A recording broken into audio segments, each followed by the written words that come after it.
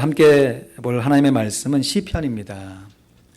시편 150편 1절부터 6절까지 우리 150편 말씀 다 찾으셔서 한 목소리로 읽으며 찬양합니다. 시편 150편 1절부터 6절까지 말씀 봉독한 후에 찬양이 넘치는 교회, 찬양이 넘치는 교회라는 제목으로 말씀 나눕니다. 여러분, 그런데 찬양이 넘치는 교회 1입니다. 1. 주보에 보시면 1으로 되어 있거든요. 1이 있다는 것은 2가 있다는 얘기죠. 오늘 본문 말씀을 중심으로 오늘과 다음 시간에 걸쳐서 찬양이 넘치는 교회라는 제목으로 하나의 말씀 나누겠습니다.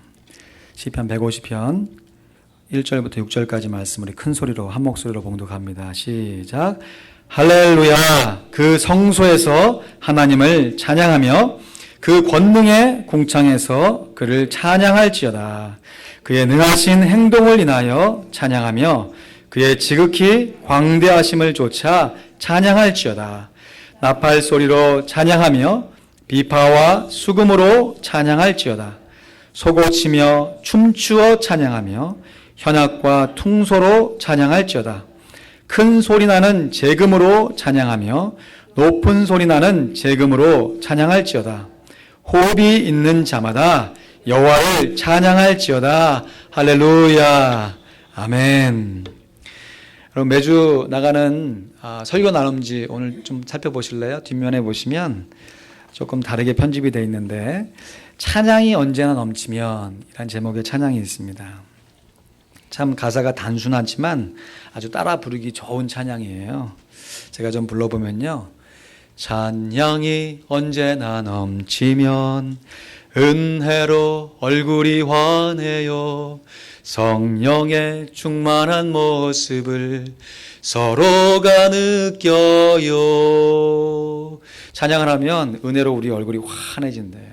그러면서 성령의 충만한 모습을 우리가 느낄 수가 있다는 그 찬양입니다.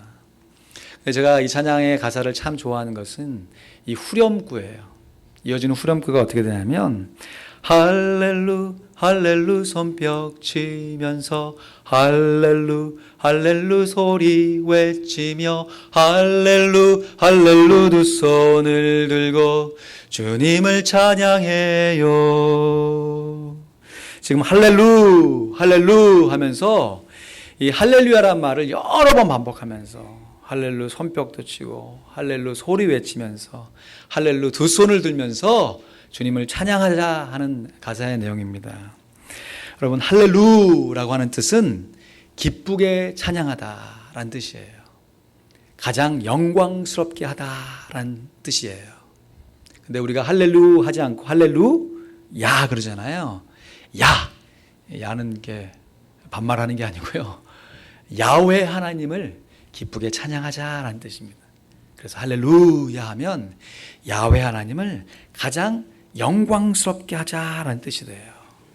그래서 우리가 할렐루야 할렐루야 여러 차례 얘기할 때 할렐루야 이렇게 발음하셔야 이 뜻을 온전히 살려서 얘기하는 거예요. 근데 뭐 교회 대항 이게 체육대 같은 데 이렇게 하면요, 저에게도 좀 그런 일들이 있는데 할렐루야 하면 무슨 응원전 할 때 이쪽에서 할렐 하면 이쪽에서 루야 그러면서 할렐루야 할렐루야 이렇게 하는데도 물론 뭐 응원하면서 마음을 하나로 묶는 것은 좋지만 할렐루야의 온전한 발음은 할렐루야 이렇게 하시는 게 좋아요. 오늘 본문 시편 150편 1절에 보면 할렐루야로 시작합니다. 할렐루야. 그의 성소에서 하나님을 찬양하며 그의 권능의 궁창에서 그를 찬양할지어다. 그러면서 6절 마지막 절 어떻게 마무리가 되냐면 호흡이 있는 자마다 여호와를 찬양할지어다. 그러면서 할렐루야 그럽니다. 여러분, 앞에 선사 어떤 사람이 할렐루야 그러면 여러분 어떻게 하셔야 됩니까? 어떻게 화답하셔야 돼요? 아멘 하고 화답하셔야죠. 아멘이라는 뜻은 그렇습니다. 저도 동의합니다 라는 뜻이 되니까 어떤 한 사람이 할렐루야 야훼 하나님을 기쁘게 찬양합니다 라고 선포하면 아멘 해서 나도 그렇게 찬양합니다. 나의 마음도 그렇습니다 라고 화답하는 게 아름답지요. 우리 한번 연습해 볼까요? 1부 때는 참 잘하셨거든요. 2부 때도 잘하실 줄로 믿습니다. 할렐루야. 에이, 조금 더 크게 해도 괜찮을 것 같아요. 할렐루야. 할렐루야. 아멘. 예, 이 정도 하면 되겠습니다. 여러분, 그런데 오늘 150편만 할렐루야로 시작해서 할렐루야로 끝나는 게 아니고요. 이 시편의 이 150편뿐만 아니라 맨 마지막에 기록된 이 5개의 시편 모두가 다 할렐루야로 시작해서 할렐루야로 끝맺음을 한 시편이에요. 그러니까 시편 150편, 149편, 148편, 147편, 그리고 146편 모두가 다 할렐루야로 시작해서 할렐루야로 끝을 맺는 시편이라는 것이에요. 과연 그런지 집에 가서 한번 찾아보시고요. 그러면 왜 시편의 이 많은 150개나 되는 많은 시편 중에서 이 마지막에 시편 5개를 할렐루야로 시작해서 할렐루야로 끝나는 시편들로 모아놨는가? 마치 이렇게 설명해 볼 수 있을 것 같아요. 여러분, 독립기념일 때 불꽃놀이 보신 적 있으시죠? 불꽃놀이가 이게 하늘에, 밤하늘에 참 아름답게 형형색색 여러 가지 모양으로 펑펑펑 쏘아 올리잖아요. 그렇게 아름답게 하늘을 쏘아놓으면서 여운을 남기고 살아갈 때 이제 불꽃놀이가 끝날 쯤 되면 어떻게 됩니까? 지금 한두 발 쏘던 불꽃놀이가 갑자기 펑펑펑펑펑펑 하면서 여러 발의 폭죽이 한꺼번에 탁 올라가면서 하늘을 장엄하게 수놓으면서 이 불꽃놀이의 대미를 장식하지요. 이와 마찬가지로 시편에 나와 있는 여러 가지 주옥 같은 시편들이 우리의 심령의 속에서 아름답게 울려 퍼집니다. 때로는 하나님을 감사하는 시편으로, 때로는 내 마음을 하나님께 드리면서 탄식하는 시편으로 하나님 앞에 우리의 마음을 드려 그 시편의 내용들이 우리 마음 가운데 정말 하나의 폭주처럼 정말 잔잔한 여운을 남기면서 우리 마음 가운데 심겨지는 것이죠. 그러면서도 시편의 가장 중요한 내용은 하나님을 찬양하는 것이다. 하나님께 찬양으로 영광 돌리는 것이다 라고 하는 것을 시편의 대미를 장식하면서 할렐루야 할렐루야 할렐루야 할렐루야 하면서 펑펑펑펑 폭죽이 터지는 것처럼 계속해서 할렐루야로 하나님께 영광을 돌리며 시편의 마지막이 이어지는 것이에요. 그래서 오늘 시편 150편 맨 마지막 6절 말씀에 같이 읽어볼까요? 시작. 호흡이 있는 자마다 여호와를 찬양할지어다. 할렐루야. 할렐루야. 아멘. 아멘. 하나님을 찬양해서 찬양하는 것으로 우리의 인생이 마무리가 되어야 한다. 우리의 살아가는 인생의 목적이 뭐냐? 결국은 하나님을 찬양하는 것이다. 그러면 구체적으로 우리가 하나님을 어떻게 찬양해야 될까요? 우리가 어디에서 어떤 모습으로 어떤 방법으로 하나님을 찬양해야 할까요? 시편 기자는 오늘 우리에게 하나님을 찬양하는 분명한 방법과 그 이유, 그리고 또 어디에서 하나님을 찬양해야 되는지 그 분명한 교훈을 명령으로 노래하고 있습니다. 먼저 하나님을 찬양하는 장소를 이렇게 노용합니다. 1절 말씀 우리 다시 한번 볼까요? 1절 말씀 보시면 할렐루야 그 성소에서 하나님을 찬양하며 그 권능의 궁창에서 그를 찬양할지어다. 찬양하는데 두 가지 장소를 이야기하고 있습니다. 먼저는 그 성소에서 하나님을 찬양하고 또 그 권능의 궁창에서 하나님을 찬양할지어다. 먼저 그 성소라는 것은 하나님의 성소죠. 이 시편 기자가 이 시편을 기록할 당시에 존재했던 성전, 하나님께 예배하는 성전을 가리키는 것일 거예요. 그러니까 하나님께 예배했던 성전에서 하나님을 찬양하라. 이걸 오늘날 우리에게 어떻게 적용할 수 있겠습니까? 하나님께 예배하는 교회에서 하나님을 찬양하라 라고 볼 수 있겠죠. 여러분, 우리가 주일마다 교회에 나와서 하나님께 예배드리는 궁극적인 이유는 바로 하나님을 찬양하기 위해서입니다. 그래서 주일날 교회 오실 때 아침 세수하시고 또 평소보다 더 깔끔하게 입으시고 교회 오실 때 마음 가운데 다짐이 있으셔야 돼요. 내가 오늘 주일 예배 가서 하나님을 찬양하리라. 물론 교회에 나오는 여러 가지 이유들이 있습니다. 일주일에 한 번 반갑게 우리 성도들 함께 만나서 교제하고 안부를 묻고 또 함께 격려하기 위해서 나와야 하고 또 부족하지만 매주마다 선포되는 하나님의 말씀을 정말 그 말씀을 마음에 잘 간직하고 그 말씀대로 살아내기 위해서 교회 와야 되고 또 이런저런 맡겨진 사역들 어쩔 때는 좀 힘들다 싶지만 내게 주어진 그 사역을 감당하기 위해서 교회에 나와 예배하며 함께 교회를 세워가는 것도 너무너무 중요합니다. 이런 이유들이 다 중요하지만 그 중에서도 우리들이 주일날 교회에 나와서 예배하는 가장 궁극적인 목적은 바로 하나님께 찬양을 올려드리기 위함이에요. 하나님께 찬양하기 위해서 우리가 교회에 오는 것이에요. 정말 우리 교회가 찬양이 넘치는 교회가 되기를 소원합니다. 할렐루야. 아멘. 감사한 것은 오늘 2부 예배 마치고 찬양 축제가 열리죠. 잘 준비하셨습니까? 아멘입니까? 네, 우리의 있는 모습 이대로 하나님을 찬양하기 원하는데 우리가 찬양 경연대라고 이름 붙이지 않고 찬양 축제라고 일부러 그랬어요. 물론 찬양도 연습 잘해서 공교하게 올려야 됩니다. 그래서 때로는 경연대회 할 필요도 있지만 이번에는 어떤 외적인 우리의 모습보다는 우리의 정말 내면으로 우리의 준비된 모습도 중요하지만 우리의 존재된 모습으로 하나님께 나와 찬양하자. 이러한 모습들로 찬양 축제라는 이름으로 하나님께 나와 찬양하기 원합니다. 우리 열심히 준비해 주신 성도님들 감사드리고 특별히 우리 성가대 잘 준비해 주셔서 너무 감사합니다. 우리가 이 예배를 통해서도 하나님께 영광을 돌리지만 이어지는 찬양 축제를 통해서 우리가 찬양으로 우리의 마음과 영으로 하나님께 영광을 많이 돌려드리기를 소원합니다. 아멘. 아멘. 그런데요, 이 시편 기자가 성소에서 하나님을 예배하는 장소에서 하나님을 찬양하라 그리고 이어지는 말씀에 보니까 그 권능의 궁창에서 하나님을 찬양하라 그럽니다. 하나님의 권능의 궁창에서 찬양해라. 그럼 여러분, 하나님의 권능의 궁창이란 어느 장소를 얘기하는 것일까요? 여러 가지 해석이 가능하겠어요.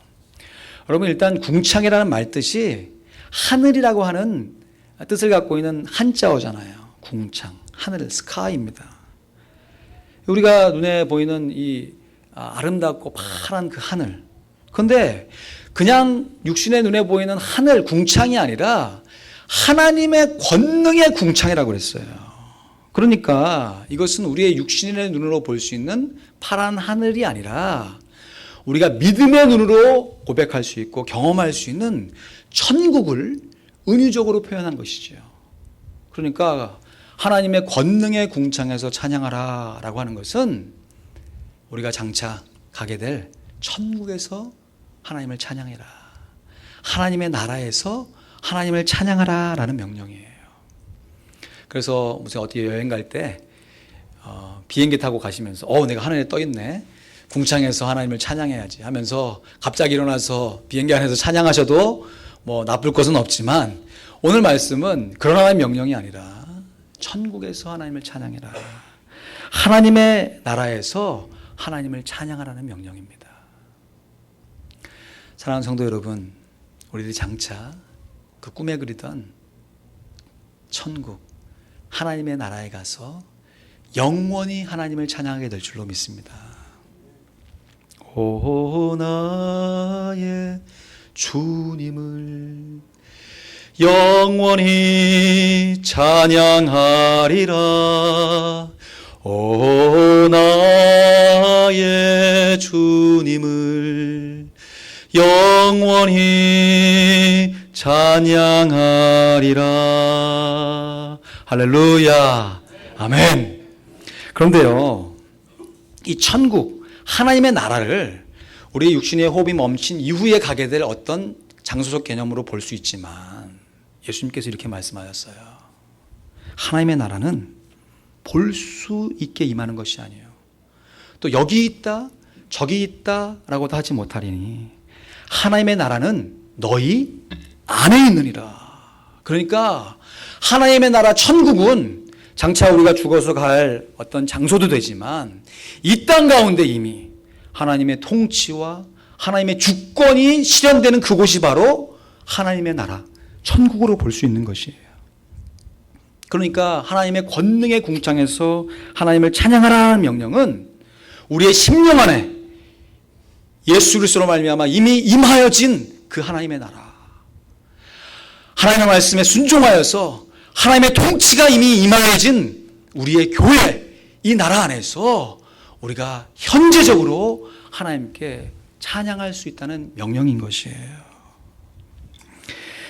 여러분, 하나님의 나라는 우리가 죽어서도 가게 될 나라지만 이미 이 땅 가운데 경험하고 맛볼 수 있는 나라입니다. 하나님의 통치가 실현되는, 하나님의 주권이 인정되는 그곳. 그래서 우리가 예배드리면서 찬양했지 않습니까? 때로는 우리가 우리의 영혼을 향해서 이렇게 명령할 수 있는 거죠. 우리 영혼에 있는 하나님의 나라, 그 하나님의 나라에 있는 영혼을 향해서 찬양하라 내 영혼아, 같이 할까요? 찬양하라 내 영혼아, 내 속에 있는 것들아 다 찬양. 한 번 더 전심으로 찬양하라. 찬양하라 내 영혼아, 찬양하라 내 영혼아, 내 속에 있는 것들아 다 찬양하라. 아멘. 그래서 찬양은 우리가 장차 가게 될 천국, 하나님의 나라에서 영원히 찬양하는 그 수준뿐만 아니라 이미 현재의 나의 모습 가운데 믿음을 가지고 어려운 형편 속에서도 하나님이 주신 그 구원한 감사한 마음을 가지고 얼마든지 하나님께 찬양할 수 있는 것이지요. 이러한 일들이 가능한 것, 예수님께서 우리를 위해 십자가에 달려 돌아가시고 부활하셔서 우리의 주님이 되어주신 줄로 믿습니다. 여러분, 이 일이 왜 가능한가? 어떻게 이 땅 가운데서 지금 내가 살아가는 이곳에서 하나님을 찬양하는 것이 가능한가? 그 이유에 대해서 오늘 시편 기자가 2절에 이렇게 노래하고 있습니다. 그의 능하신 행동을 인하여 찬양하며 그의 지극히 광대하심을 쫓아 찬양할지어다. 두 가지 이유죠. 두 번째 있는 그의 지극히 광대하심을 쫓아 찬양할지어다. 이거는 다음 시간에 제가 더 자세하게 말씀드리고 싶고요. 오늘 이 시간에는 그의 능하신 행동을 인하여 찬양해라. 하나님의 능하신 행동을 인해서 우리가 장차 천국에서도 찬양하지만 지금 이 순간에도 우리의 심령 속에 임하신 하나님의 나라에서 우리가 얼마든지 당당하게 아름답게 하나님을 찬양할 수 있는 것입니다. 여러분, 그러면 하나님의 능하신 행동은 어떤 행동을 말하는 것이겠습니까? 하나님께서 우리를 향해서 행하신 전능하신 행동, 능하신 행동이 한두 가지가 아닙니다. 먼저 이 온 우주 만물을 창조해내신 하나님의 창조의 역사가 능하신 행동이지요. 또 우리가 살면서 힘들고 어려울 때마다 우리의 심령을 싸매시기도 하고 보듬어 주시기도 하고 인도해 주시는 그 하나님의 모든 행동이 다 하나님의 능하신 행동입니다. 근데 그 중에서 성경이 말하는, 성경 말씀이 증가하는 하나님의 능하신 행동 중에 가장 완벽한 능하신 행동은 바로 우리를 구원해 주신 하나님의 구원의 행동이었습니다. 그것을 증거하고 있는 성경이 출애굽기 말씀 아닙니까? 여러분, 출애굽기 말씀을 살펴보면요, 하나님께서 이스라엘 백성들을 얼마나 잘 인도하셔서 독수리 날개로 업어가지고 하나님의 그 전능하신 손으로 이스라엘 백성들을 잘 인도하셔서 마침내 홍해를 가르고 반석을 쳐서 물을 내게 하시고 하늘에서 만나를 내려서 먹이시면서 이스라엘 백성들을 구원하셨는지, 그 구원에 능하신 행동이 정말 자세하게 기록되어 있습니다.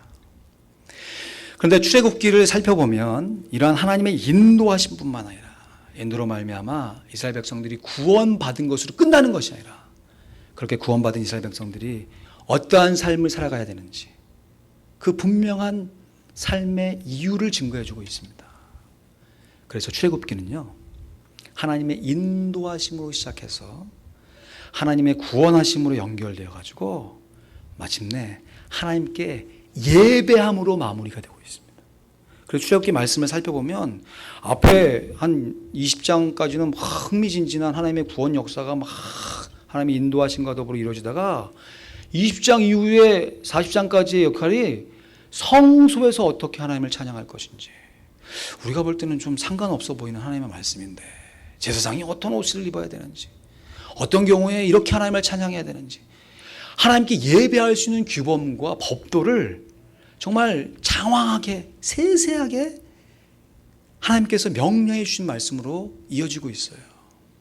그래서 출애굽기는 하나님의 인도하심으로 시작해서 구원함으로 연결되어서 그것으로 끝나는 것이 아니라 구원받은 이스라엘 백성들이 하나님께 뭘 해야 된다고요?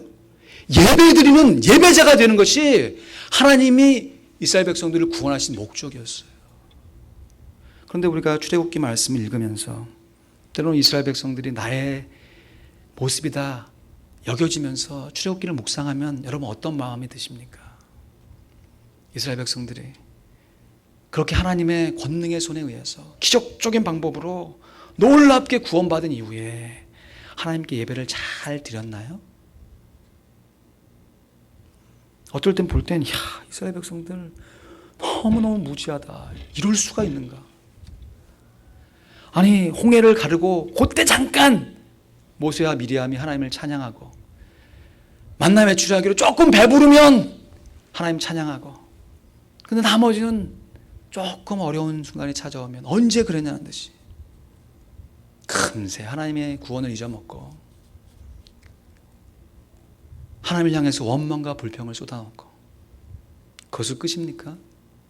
차라리 내가 구원받기 이전에 애굽에서 살았으면 더 좋았을 것을 하면서, 이건 정말 하나님 구원하신 하나님 앞에 해서야 될 말이 아니죠. 하나님을 향해서 원망하며 불평하는 것이 이스라엘 백성들의 모습 아닙니까? 그러면 하나님께서 때로는 진노를 하셔도 벌을 내리셔서라도 이스라엘 백성들이 하나님께 예배하는 예배자로 서야 되기 때문에 이스라엘 백성들을 훈련시키시고 인도하신 내용이 출애굽의 내용이요, 이 성경 전체의 내용이라고 해도 과언이 아니죠. 그럼 이스라엘 백성들은 하나님의 인도하심으로 구원받고 하나님께 예배드리는 것에 소홀했어요. 그렇다면 과연 우리는 하나님의 은혜로 인도함을 받아 예수 그리스도로 말미암아 구원받은 우리는 구원받은 이후에 정말 온전히 하나님을 예배하고 있는가? 우리 자신에게 한번 질문을 던져봤으면 좋겠습니다. 물론 예배하기 위해 이 자리에 오셨잖아요.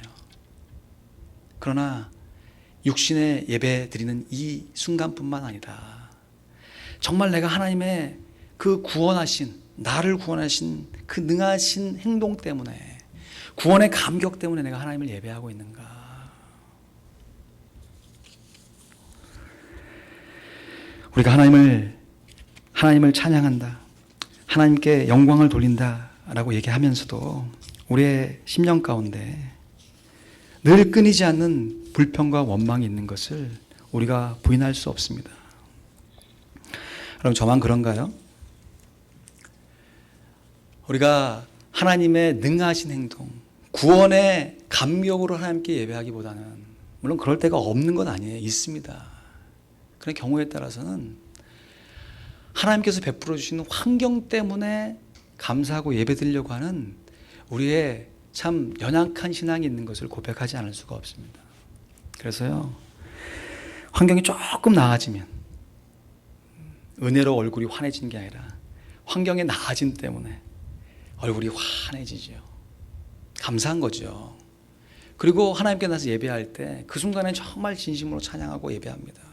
근데 그러한 예배가 지속되어야 되는데 이것이 마치 내가 누려야 할 당연한 권리인 것처럼 느껴지기도 하고, 그러다가 점점 하나님의 나를 향한 구원의 감격보다 하나님께서 나를 인도해 주시며 주셨던 여러 가지 삶의 여건들을 통해서 감사하다가 그것을 마음껏 누리다가 어쩔 때는 그것을 더 나가서 하나님을 잊어버리고 예배에 소홀하는 경우가 있어요. 또 반대로 환경이 조금 어려워지면 어떡하나요? 하나님께서 내게 베풀어 주신 그 구원의 감격이 분명히 있음에도 불구하고 그 구원의 감격으로 하나님께 나와 예배하며 찬양하는 것이 아니라 하나님께 불평하기 시작하죠. 원망하기 시작합니다. 그러면서 하나님의 구원의 감격을 잊고 또 하나님께 예배하기를 소원하는 우리의 모습. 그럼 하나님이 어떻게 하십니까? 우리를 예배자로 세워주셔야 하기 때문에 때로 인색 책직, 고난의 막대기로 우리를 인도하시죠. 여러 가지 삶의 형편을 통해서. 그러면 우리가 그 모든 것을 지나는 과정 가운데 과연 내가 나를 의지할 것이 아니라 나의 인생의 본분은 하나님께 예배하는 것이구나.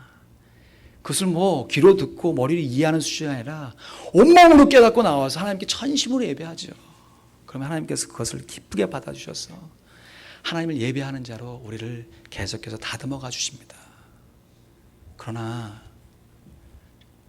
우리의 인생의 순간 가운데 불평할 그 상황 가운데 실컷 불평할 거 다 해놓고 원망할 그 순간 가운데 실컷 원망할 거 다 해놓고 나중에 하나님의 인도하심을 따라서 하나님께 예배하는 인생이 되고 있어요. 물론 그러한 인생도 예배를 안 드리는 것보다 훨씬 귀하지만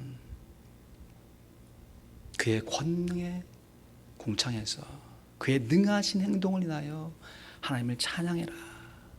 오직 우리를 구원해 주셨던 그 구원의 감격만으로도 찬양할 수 있다면 우리가 우리 인생을 회고하면서 하나님께서 내 인생을 이렇게 인도해 주셨지. 그러나 이때는 내가 하나님께 이렇게 원망하고 불평했었지. 그런 연약한 모습을 가지고 회개하며 하나님께 나올 수 있는 것도 귀하지만 우리가 이 현재의 모습 속에서 아무리 힘들고 어려운 여건이라 할지라도 물론 쉬운 거 아니죠. 간단한 거 아닙니다. 그러나 내가 잘 될 때에도 나에게 구원을 주신 그 하나님의 능하신 행동만을 위해서 찬양하며 내가 잘 못되는 환경 가운데 처해진 것 같은 느낌을 받을지라도 그래서 답답하고 컬컬해서 내 인생의 불평과 원망이 목 앞에 턱 하고 나오는 그 순간에도 나를 구원해 주셨던 그 믿음의 감격으로 그것을 잠재우고 하나님께 나와 온전히 예배하며 찬양할 수 있다면 우리 하나님께서 얼마나 더 기뻐하시고 영광을 받아 주시겠습니까? 여러분, 뒤돌아놓고 감사하며 회고해놓고 하나님께 예배드리는 것도 복된 인생입니다. 그러나 오늘 시편 기자는 그렇게 불평할 거 다 해놓고 원망할 거 다 해놓고 나중에 하나님의 은혜를 붙잡고 감사하고 예배하고 찬양하는 것도 귀하지만 내가 지금 살아가는 나의 삶의 이 길에서 현재 내가 살아가고 있는 나의 이 삶의 모습 속에서 나를 구원해 주신 그 하나님의 능하신 행동만으로도 넉넉하고 당당하게 하나님을 찬양할 것을 오늘 우리에게 명령하여 교훈하고 있는 것입니다. 내가 걸어갈 때 길이 되고 내가 살아갈 때 삶이 되는 그곳에서 나는 예배하네. 부르신 곳에서 나는 예배하네. 어떤 상황에서 나는 예배하네. 말씀을 마무리합니다. 철로 역정을 쓴 존 버년이 이런 말을 했어요. 지옥에는 비명이 가득하지만 천국에는 찬양이 가득합니다. 여러분 동의하십니까? 여러분 우리의 삶이 천국이 될지 지옥이 될지 그것을 평가하는 가장 분명한 기준이 바로 찬양인 것이에요. 물론 환경을 따라서 내게 베풀어 주신 하나님의 도움을 따라서 마땅히 하나님을 찬양해야 됩니다. 그러나 내 삶 가운데 때로는 하나님께서 의도적으로 우리를 예배자로 성숙시키시고 훈련시키셔야 하기 때문에 하나님의 임재하심이 잘 느껴지지 못하는 순간도 있고 내가 열심히 기도했는데도 기도했던 제목이 당장에 응답되지 못하는 순간들도 있습니다. 그럴 땐 어떻게 하나요? 하나님이 있니 없니? 하나님이 존재하니 존재하지 않니? 내게 구원을 주셨는지 안 주셨는지 그렇게 원망하고 불평하고 나가는 것이 아니라 나를 구원해 주신 그 하나님의 그 놀라운 행동을 인해서, 그 구원의 역사를 인해서 능히 당당하게 담대하게 하나님께 찬양하며 나갈 수 있는 우리 모두가 되어야 할 것입니다. 여러분, 그래서요, 하나님께 예배하고 찬양하는 것은 구원의 결과이지 구원의 조건이 될 수 없습니다.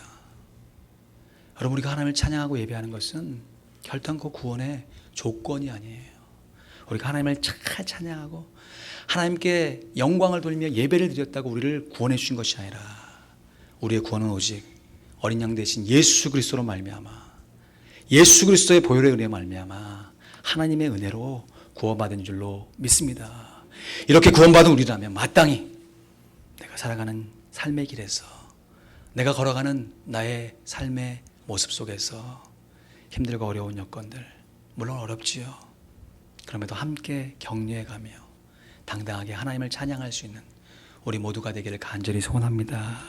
그래서 우리 모이는 교회가, 우리 모든 성도들이 함께 모이는 이 교회가 찬양이 넘치는 교회가 되기를 진심으로 소망합니다. 그래서 천국을 소망하며 찬양할 뿐만 아니라 천국의 기쁨을 오늘 현재적인 나의 삶 가운데서 누리면서 찬양하는 우리 모두가 되기를 소원합니다.